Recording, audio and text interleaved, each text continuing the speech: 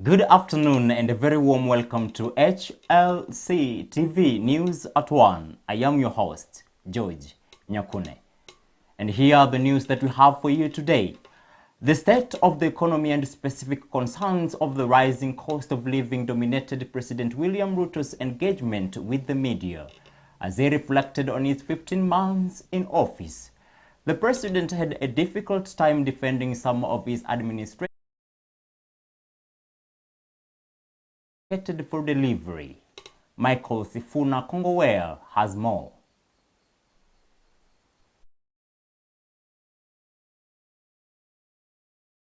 "15 months into President William Ruto's term in office, astronomical fuel prices was the center of the drawn-out of vice engagement to journalists at State House, Nairobi, the president attempting to absolve government taxes from pushing oil prices. The price of fuel is not determined by the government of Kenya. It is not determined by any company. It is determined by the producers. That is why today the price of fuel in Kenya is the same price in Uganda, is the same price in Tanzania, because we buy from the same place. Mheshimiwa Rais, tutakuja kwa hilo baadaye. I've heard people say the president should reduce the price to 150. Tutarudi kwa hilo baadaye, Mheshimiwa Rais. How are you going to do that unless I take taxpayers' money and go and subsidize, which is removing money from this pocket and putting it in this other pocket? On the consistently poor performance of the Kenya shilling against the dollar, the president took the fuel prices through blaming the fall of the shilling on external factors. G2G deal has worked. If we hadn't experienced an increase in the Fed, the dollar would be at 120 today. But because they kept on increasing the US exchange rate, our exchange rate, if we hadn't done the G2G transaction, if we were still going to the market to look for $500 million, 60 billion Kenya shillings every month, and in fact, many banks, by the way, were waiting for the dollar to be at 200. Yeah, they will have to wait for a while. Then came the contemptuous government-to-government oil importation arrangement, which the president vigorously defended despite his apparent failure to contain the decline of the shilling. Rigathi Gachagua saying that those people that have dollars in their houses, it is time to sell because you're just about to suffer loss. Yes. Yourself, you said that you see it going below 120. Correct. $115 even. Correct. So if you have all this information, why then promise something that was also bound to the changes in the global economy? We came to discover later, that, this dollar was being managed artificially. And that is how we realized that $2.6 billion of government money had been used, sold to banks to support an artificial exchange rate that was actually going to go the opposite direction. The president was also proved on what was seemingly shifting goalposts on timeline set for economic recovery. The plan out of the current economic crisis has been at best fogging with government officials, speaking at cross purposes on aspects such as timeline of economic recovery strategy. And on the controversial housing levy, the president drained guns on the media for what he said was spreading falsehood over the constitutionality of the levy. Their judgment delivered at the Milimani Law Courts, the three-judge bench stated the collection of housing levy only from the salaried employees is discriminatory and unconstitutional. The wide-ranging media engagement also saw the president being questioned on the corruption, regional and foreign relations, and the pumpy episodes in the country's education system. Reporting for HLC TV, I'm Michael Sifuna Kongowea.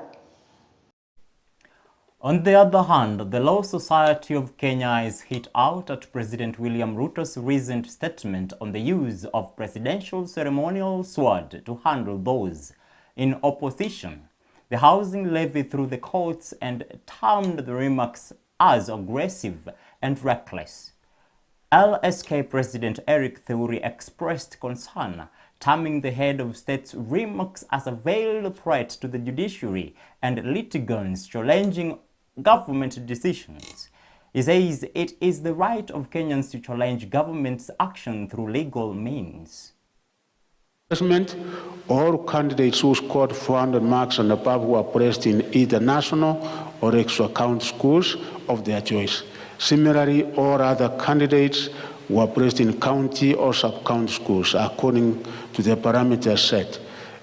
Runners with special needs were placed either in a regular or special needs schools made by the candidates themselves played a significant role in the outcome. Candidates were placed in schools largely based on merit and a choice. However, a few candidates could not be placed using the above criteria and were placed in schools of equivalent standing outside their counties. This number includes those from counties with inadequate capacity. Already implemented it, and then but now trying to suggest that we take level 8 to somewhere, I don't know, to secondary schools or somewhere. I think he's mistaken and kind of misreading Kenyan.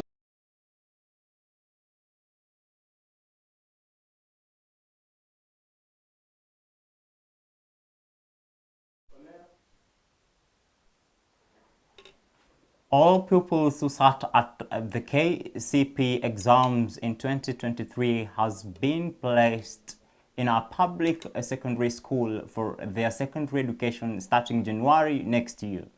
The Ministry of Education says all the pupils will find space in the country's schools, with a majority of them placed in sub-county schools. The Education CS Ezekiel Muchhu, however, cautioned parents, guardians, and school administrations to ensure that all pupils make school choices as required. And as Brenda Wanga now reports, the ministry has maintained that the junior schools will continue to be domiciled in primary schools.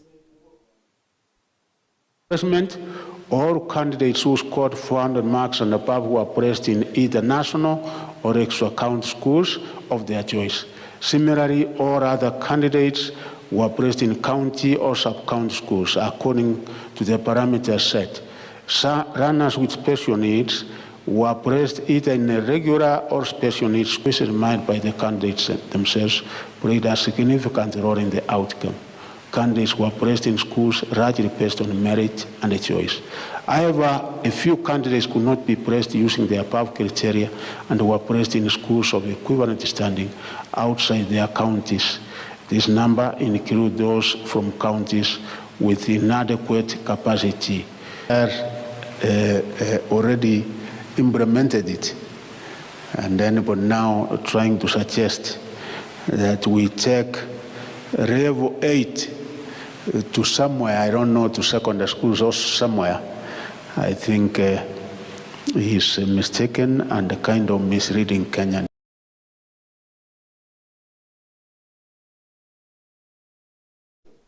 And motorists traveling over the country for the festive season have been asked to strictly follow traffic regulations to avoid road accidents that continue to claim lives. The Cabinet Secretary for Transport, Kipchumba Murkomen, were launching the Usalama Barabarani campaign aimed at promoting road safety, says the law enforcement officers will be enforcing the rules that will include the use of speed guns to monitor speed on the roads. The campaign comes as families continue to mourn members killed in a car crash over the weekend, with one family in Machakos mourning 2 deaths at the same time. Them boys, so we'll miss him, and the son is too heavy for us as a family because it's double.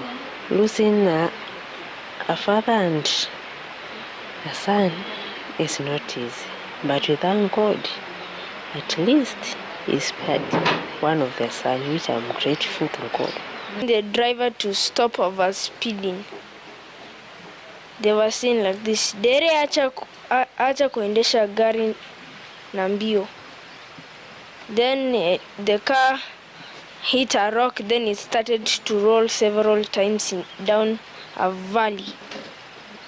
Somehow like a valley, in a hill. The enforcers of the law are also to blame because they just leave the vehicles on the road overloaded. When they get I have witnessed them taking bribes personally because I travel a lot in the country. They take bribes, and as a result of that, the drivers are careless. There is no control on the behavior of the drivers. Let drivers observe what is necessary. The safety of the cars and the public means is not worthy the lives of the people. I've lost my husband and my firstborn son, Travis, which is very, very painful, and God will give us the strength. I am saddened to note that most of our motorists are either unaware of the risks associated with the reckless driving, or they are deliberately engaging in poor practices that endanger their own lives or that of other road users. A majority of road traffic deaths and injuries preventable if road users did their part.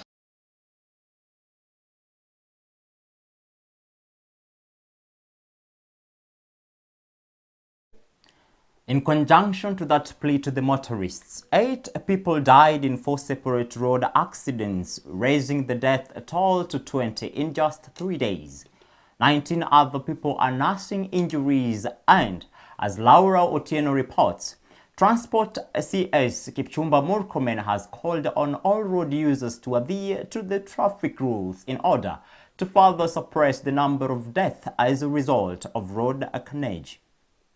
Ngana na gari hii, dereva alikuwa na shida kwa sababu baada ya kudiscover kwamba gari imemshinda, aliruka kutoka kwa gari na akaaja abiria. Lakini tunasema ya kwamba ni vizuri watu waangalie dereva akiwa sawa, na pia wenye magari wajaribu kusajili madereva ambao wana ujuzi mzuri. Serikali kuje kuweza kuangalia, walete engineers ambao wanaweza kuangalia na kunyorosha barabara hii, kwa sababu kwa muda mfupi ambao umepita tumeweza kushuhudia ajali mbaya sana. Hii karibu ni ajali ya 5 karibu chini ya miezi 4. It has received some accident victims from Kapio. One of the victims succumbed this morning at around 9. The rest were actually a bit stable, and they have so far been discharged. I am saddened to note that most of our motorists are either unaware of the risks associated with the reckless driving, or they are deliberately engaging in poor practices that endanger their own lives or that of other road users. A majority of road traffic deaths and injuries preventable if road users did their part.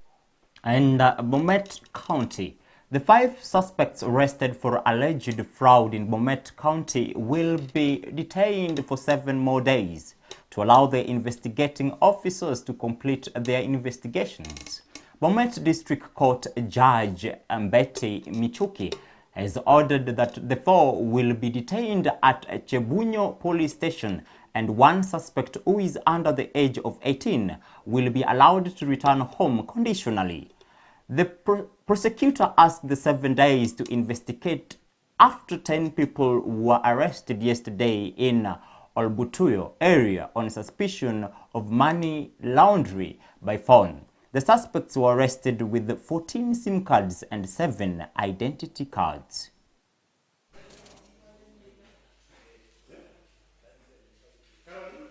It is for this reason that the court shall grant the order sought to allow the investigations to be carried out devoid of any interruption. As regards the first suspect, it is established that he is a minor. As rightly indicated, the detention of the minor should be a last resort. The first suspect is therefore released into the custody of his parents, who are to be present and produced in court on 19th December 2023. And that is all we had for you today at HLC Studio Today. As the year is coming to an end, ask yourself, what have you done? What have you not done and what are you yet to do? I have been your host, George Nyakune. Have a lovely evening.